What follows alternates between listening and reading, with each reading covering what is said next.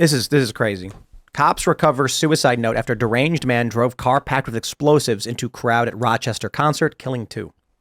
So apparently what happened was this guy loaded his SUV with explosives. I believe it was gasoline or something. And he was trying to ram a crowd of people. As an Uber pulled out, he then T-boned the Uber, killing the people inside and injuring several others around it. But I believe that Uber may have inadvertently saved many lives. It's a wild story. This happened, I believe it happened on the 1st. And they believe it may be a terror attack. It's being investigated as an act of terrorism. We will see. But what a way to kick off 2024. So as we're seeing stories like this, you know, I get to thinking about the conversations I had with family, extended family members over the holiday. And they ask questions about, like, do you really, like, you talk about civil war, but like what's the likelihood you really think? And I'm just like, time travel test, man. If you went, look, right now, the corporate press says that a bunch of men conspired to kidnap Gretchen Whitmer. Now, obviously, we contest a lot of those allegations. The corporate press says that January 6th, an insurrection was attempted. To all these leftists who are calling me crazy for saying I fear civil war, they're the same people claiming that Donald Trump literally tried to start a civil war. It's the weirdest thing. Like, Donald Trump tried to overthrow the government in a coup with his supporters who stormed and attacked the Capitol. Civil war will never happen. I'm like, then you're not scared of Trump and his supporters and MAGA in 2024? Eris Rusinos, I'm probably pronouncing his name wrong. I worked with him briefly when I was at Vice News. He's a good dude. He says, he writes for Unheard, the world should fear 2024. Escalation lurks on every battlefield. Now, of course, he talks mainly about foreign policy, but he does mention in the article that escalation exists in American domestic discourse as well. So I think, man, you know, we got a super chat already saying, beware the Ides of March. I'm like, come on, bro. That's like it's like 2.5 months from now. Literally, it's 2.5 months from now. Wow.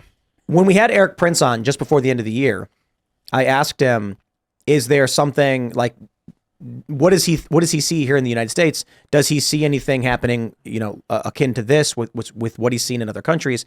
And he said the one thing that every guy who's been in a civil war, revolution period and conflict and crisis can tell you is that it happens overnight. One day, everything's normal. You wake up, there's no electricity, there's no radio, there's no internet.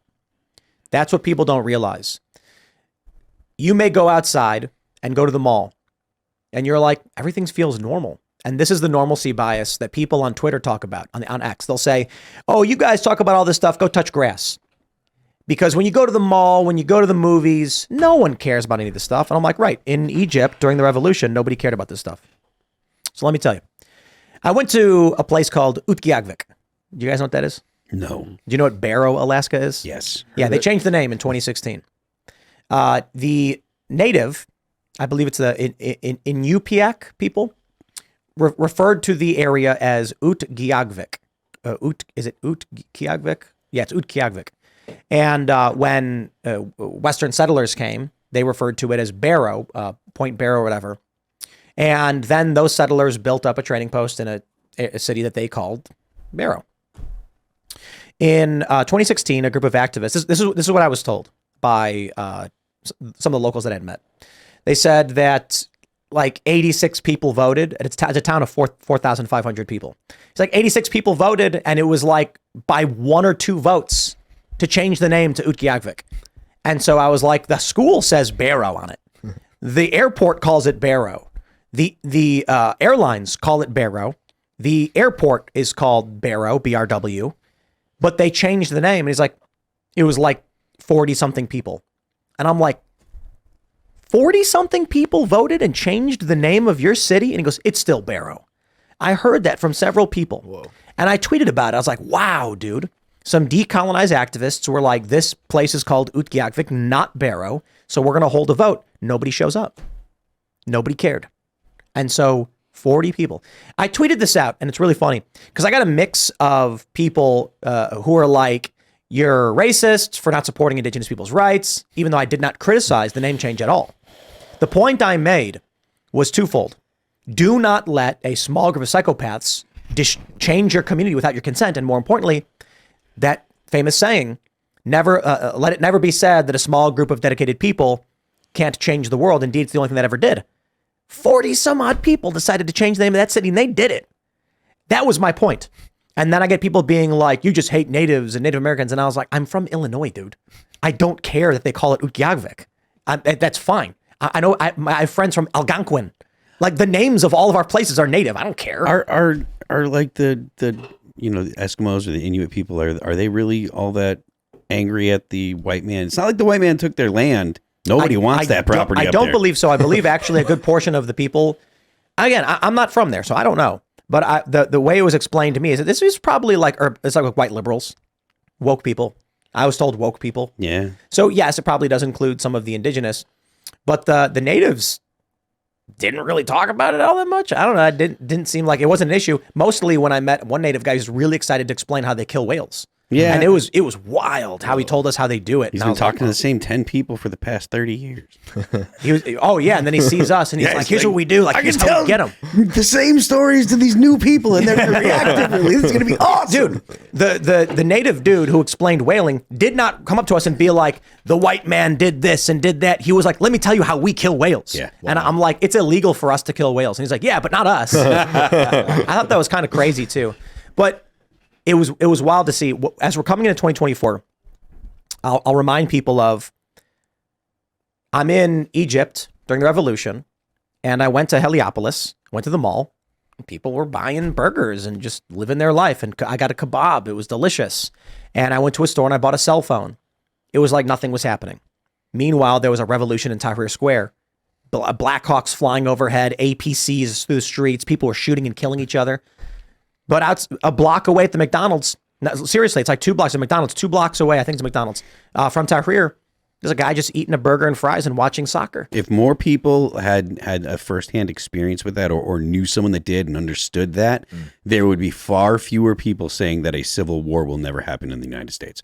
Because a civil war absolutely could happen in the United States. Doesn't mean that everybody's going to be involved. Yeah. Doesn't mean that people aren't still going to go to work. It's never everybody. Yeah, it's always some tiny faction. Mm-hmm. And the issue is, you take a look at what happened with the culture war and the shift. Most regular people did not like wokeness, but were too afraid to say anything. Mm-hmm. Think about how many people didn't want to go along with the mandates, but did because they were scared that they couldn't do it. There's one video where a woman's filming and a guy's stalking her in a supermarket saying, she's not wearing a mask. If we have to wear masks, she has to wear masks. You see what they were really mad about. Yeah. The oppression. And they want, misery loves company. So anyway, my point is this, as we're seeing this stuff entering 2024, dude, if the people who are on Twitter are like, go touch grass, these people have no idea what conflict is actually like. Go watch the videos from the destruction of Aleppo, and what will you see? You'll see people walking with bags of groceries through rubble-filled battlefields with gunfire. Someone's going grocery shopping. You talk to that person what they're worried about, and they're like, oh, I got to get milk for my family. Yeah, that's touching grass. Mm-hmm. I think the pain points are starting to increase, though, because the guy that just wants to go get milk for his family, what happened to the price of that milk? What happened to the price at the pump? And I think hundreds and hundreds of thousands of migrants, we keep seeing the videos. I just was in the Phoenix airport. You could see the illegal immigrants all over the floor over there, just like Ashley St. Clair and Taylor Hansen took video of. In Europe, when you had that number of migrants, and now they're coming from Africa, they're coming from the Middle East, it's like they've emptied out Central America already into America. When you have that level of migrants, they're doing inordinate amounts of crime, crazy amounts of crime. And the pain points of everyday Americans, we keep having this many people come through the southern border. That pain point is going to increase to the normies paying attention. I think that normies are actually starting to get tuned into a crazy level than they used to be. That video that Marjorie Taylor Greene posted, where you can see the thousands running under the barrier and running in. When I showed that to normies, they flipped out. Yeah. And I'm not exaggerating. They were just like, what is that? What's going on? And I'm like, that's our border right now. And they're like, we don't have a country anymore if that's the case. Most people are like Marianne Williamson, remember? Yep. I mean, she was appalled at most of the things that we showed her. She had no idea. Completely and totally ignorant. Dude. And this woman is running for president and ostensibly has access to as much information as she could possibly want. But like we were talking about earlier, people are afraid to go to platforms like this or come to places like this. And because of that, They are fed a narrative that is not based in reality, that is not based in facts on the ground, and they look at actual real things when they hear about them, and they're shocked. Just the other night, I was hanging out with some other parents that we know, and they're fairly apolitical, but they understand more or less, what's going on, but not to any degree that we talk about. Sure. And I started to feel bad because I was telling them about my reporting from Yuma, and I felt like I was breaking their hearts and their spirit because they were so appalled. And I'm like, and I kept going because I'm like, I'm not even done. I have so much more to tell you. That it is so crazy dystopian down there. And I could see it in their eyes being like, this is insane. It's so alarming. And then back to the Civil War stuff. I always think about the day before lockdown in New York, in the suburbs where I was, it dawned on me to go report from a gun store and see what was going on.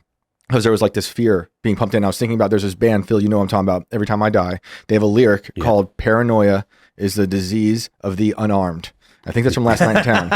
And I thought of that sentence, that lyric, and I was like, I'm going to go to the gun store and see what's going on with people. It's a great line. I went to the gun shop. It was mayhem. Yeah. There were insane. people running in who never owned a gun, buying rifles and shotguns. I saw two people in such panic mode leave their guns there after they bought them.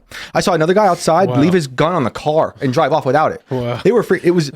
There was nothing on the walls anymore. The ammo was gone. I got a lot of ammo from my shotgun, but like it was crazy watching people. And so like at that point, society hadn't collapsed the way it has now, and they were just afraid of other people, and they got to protect themselves. And in my favorite thing about it was in California, there's a guy who owned a gun store, posted a video, and he was like, "Stop yelling at me that you can't buy a gun. It's not my fault. You voted for wait periods. You voted for these restrictions, and now you have to abide by them." Here's the reality, though. It was funny to watch, but these liberals didn't vote for anything. Yeah. This is the issue with wokeness. Utqiagvik exemplifies it. When the vote was announced that they were going to change the name, 4,500 people said, "I don't care." And you know what? To be fair, I honestly don't care. The name is Utqiagvik versus Barrow. Like I said, I'm from Illinois. They initially wanted to name West Virginia Kanawha. These are Native American terms. In Illinois, you've got, like I mentioned, Algonquin. A lot of these places are named by the Native Americans because the colonists who came in didn't just make up new names for it. So what's it called? Illinois. Say, okay, great, we'll call it Illinois. Right? And then there's many things that they did name. That's totally fine. On this issue, though, my point is a small amount of people who do care will take from you everything you hold dear if you don't pay attention. Thanks for watching this clip from the Timcast IRL podcast. Hang out with us live Monday through Friday at 8 p.m. and become a member over at timcast.com for uncensored, members-only shows exclusive. Thanks for hanging out, and we'll see you all next time.